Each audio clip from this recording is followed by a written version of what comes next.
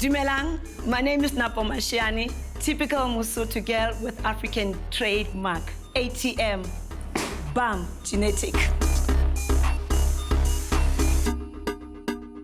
So I'm a typical Mosotho girl, born in Soweto, grew up in Kwakwa.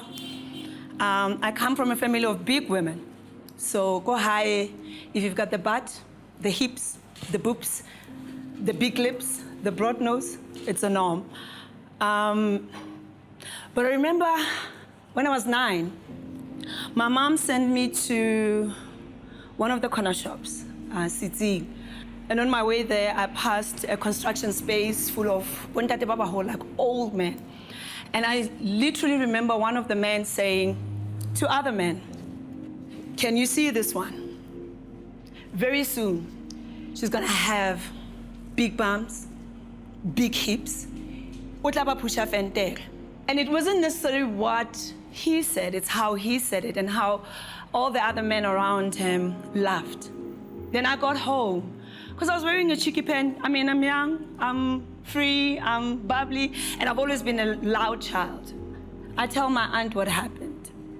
And my aunt said, perhaps as of today, you should stop wearing short skirts, short pants.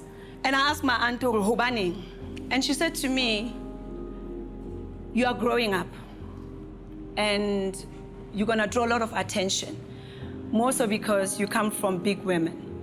And I said, but what am I gonna do and how do I get rid of my bum if it's gonna draw so much attention? And not just attention, but if it's gonna make everyone laugh at me. And my aunt said that perhaps we need to go see a sangoma. I mean, it was her way, I suppose, of trying to cheer me up. And let's go to a sangoma, and maybe a sangoma will come up with a concoction and cut it and glue some stuff on your face and do whatever thing, and then the bum will disappear. As much as that was fun, I think for me the most painful thing was that I started being very conscious of not just how I dressed, but also just the comments that people were making koskolo. Like most times, you know, as an artist, as somebody who liked dancing and singing and poetry, most times people never comment about my work. They will say, Napo, which Napo? Oh, you mean Ola Pusham Fentel? Oh, you mean Ola Opakileng? Oh, you mean Ola Wale Pakistan, right? And I started realizing that there's something that's sitting on my body that I was born with and that makes everybody sort of have a sense of residency in how they can freely comment about how I look. Then I got to Johannesburg, and then I got an opportunity to travel to Bremen, Germany, World Cup. And then I go to a shop, one of the, you know, fancy sports shop. I'm fitting out clothes. A lot of clothes were not fitting me, number one. Number two, one of my business associates and colleagues starts insulting Kasipedi in the middle of Germany. And I said to her, Owakamang, you know, who are you insulting? And she said, can't you see?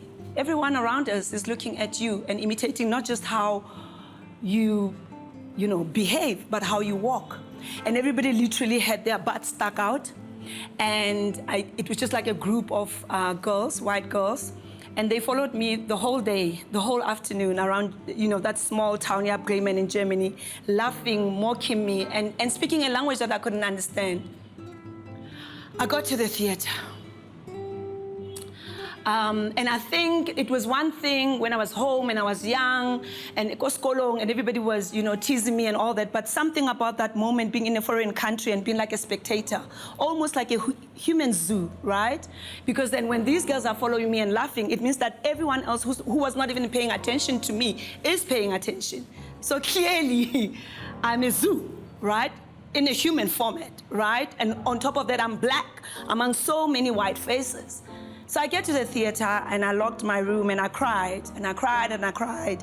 And I got so depressed, and all the triggers of my childhood of not being seen as somebody who's intelligent, who is beautiful, who is enough, just came playing, you know, on so many levels. And then I sat down, I had my journal and I started writing. And I started writing and writing, and it was as if like I'm crying, but I'm using pen and paper to cry. And I suppose as a storyteller, the best weapon that anyone who's a writer has is pen and paper. It's like a sword, right? And I knew at that moment that as much as I've been a poet and I've been to drama school, there needs to be a shift. Maybe my poems about being an African woman with African trademark, what we call ATM, is not enough. And I felt like I needed to put myself on a spotlight and take ownership of not just who I am, but my beauty, my looks, and everything. But also to challenge all those who are laughing at me and say, you have laughed at me, but now I'm gonna grant you the opportunity to laugh with me. You are going to look at this part, and I'm gonna allow you to look at it for 50 minutes on stage. But this time, I'm in control of the laughter. I'm in control of the storyline. But also, I'm gonna tell you how it feels to be a black young girl in the world who doesn't fit into clothes, who hates all dimensions of mirrors, who hates going into fitting rooms. I wanted to talk to the fashion industry and say, ke kgathetse for all of you to import clothes that don't fit our body shape. I mean, for Christ's sake, you are in Africa. Anything else that you can do best is to try to make sure that what you make and design must fit our body shape. I came back, there was auditions at the Market Theatre for Afro Vibes, and I auditioned for, for Afro Vibes, and in the audience was the late John Machikiza. And he started, paying attention to my audition. And after auditions, he came to me and he said, have you heard of Sarki Bartman? I said, no. He said, Sarki Bartman is a Khoisan woman who in the 19th century, around 1500, was a human zoo and was taken under false pretense as a nanny from South Africa, and and it ended up being in UK and was put in a cage because she had big bumps. I Googled Sarki Bartman. I made a research about her. There was a shift in South Africa. We were getting our freedom. There was a whole buzz of the late President Nelson Mandela also, and people calling out for her remains to come back home. And I found out that this woman, not only was she a human zoo, like I was, right? But she's also was put inside a cage as a performer. So there was a link between 1800 and me in 2000 and something. And then that she, unlike me, didn't have a voice. She, unlike me, didn't have a space, didn't have a spotlight. She, unlike me, didn't go to the world willingly. So I had a privilege and an opportunity to rewrite her story, but also to make sure that every black girl that I come across and who gets to see my work doesn't feel ashamed of how they look. We are made of beauty, we are made of greatness.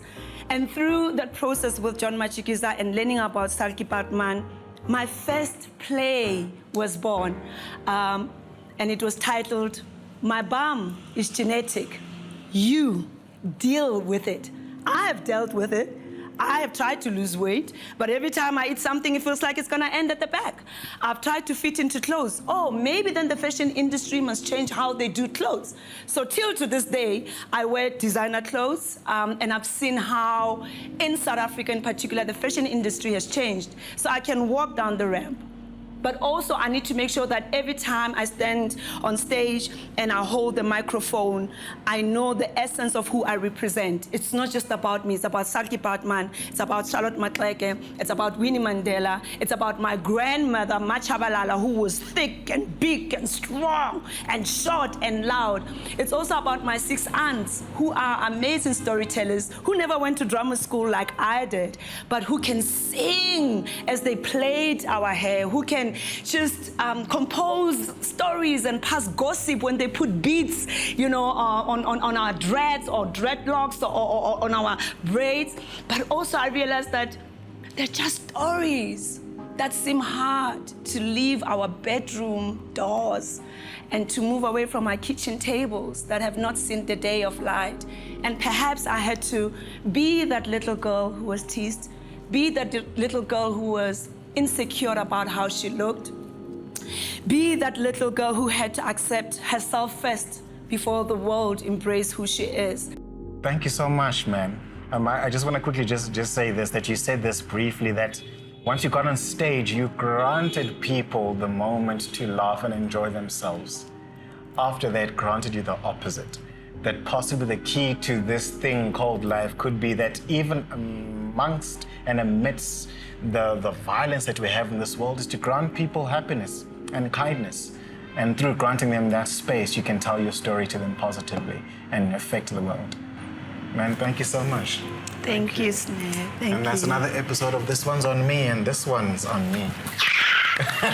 Look at me.